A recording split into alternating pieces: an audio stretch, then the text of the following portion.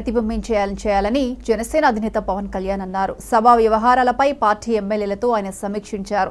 సభ rules పై అవగాహన పెంచుకోవాలని సూచించారు. శాఖపరమైన అంశాలు, ప్రజా సమస్యలను అధ్యయనం చేసి చర్చల్లో పాల్గొనాలని చెప్పారు.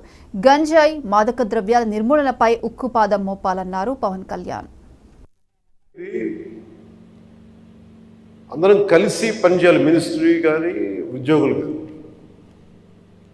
గతంలో ఎవరు ఎలా చేశారో నాకు తెలియదు. మీరందరూ వింటా ఉంటే నేను సమస్యలు వింటా ఉన్నా. కాకపోతే ఇది చాలా పురాతనమైన, చాలా బలమైన వ్యవస్థ, చాలా పాత వ్యవస్థ. ఇది ప్రతిసారి వ్యవస్థకి ఒక తుప్పు పట్టినట్టు పట్టేస్తాం. దీన్ని బలోపేతం చేయాల్సిన అవసరం ఉంది.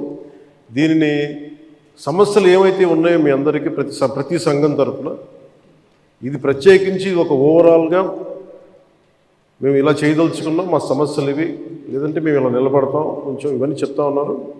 నేను మీకు ఈరోజు మాటిస్తున్నాను, పంచాయతీ పనులతో పాటు మీ సమస్యలను కూడా నేను వినే వ్యక్తిని. నేను ప్రత్యేకించి ఏ సంఘాలకు సంబంధించి ఆ సంఘానికి ప్రత్యేకించి ఒక టైంని అలాట్ చేసి మరి. కాకపోతే నాకున్న సమస్య ఏంటంటే అందరూ కొంచెం ప్రిపేర్ అయ్యారండి బాగా.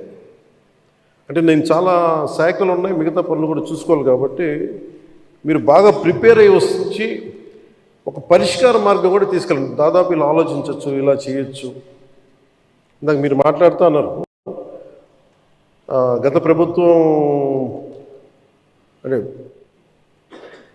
అంతకుముందు 2014 వచ్చినప్పుడు మా మీద కొంచెం కెనుకుందన్నట్టుగా మీరు అన్నారు ఇందాక.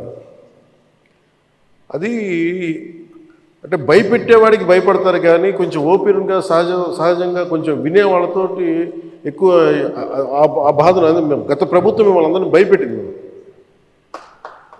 దాన్ని అర్థం చేసుకోగలం.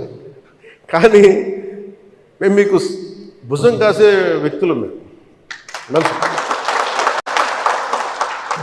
అందుకే ఒక వ్యవస్థని తిరిగి బలోపేతం చేయాలంటే చాలా చాలా కష్టసాధ్యమైంది. నాకు నిజంగా చెప్పాలంటే ఒకసారి నాకు ఇది నేను చాలా ఆనందంగా ఎంచుకున్న శాఖ. నేను ప్రభుత్వ ఉద్యోగ కొడుకుని, ఆ జీతాల మీద మేము పెరిగిన వాడిని. మా నాన్న జీతాలు రాకపోతే మమ్మల్ని స్కూల్ బయటికి పంపించి మళ్ళీ జీతాలు వచ్చిన తర్వాత మళ్ళీ స్కూల్లోకి ఎలవ్ చేసినాయి. అవి కూడా ఉన్నాయి నా సంఘటన. అలాంటి సంఘటనలు ఉన్నాయి. అందుకే నేను కష్టాన్ని అర్థం చేసుకోగలను. అంటే 1వ తారీఖు జీతం రాకపోతే ఏమవుద్దు నాకు అనుభవం ఉంది. నాకు అలాగే ఆఖరి వారంలో డబ్బులు అయిపోతే కూడా ఆ పరిస్థితి కూడా నాకు తెలుసు. మాకు పొరపాటున మేము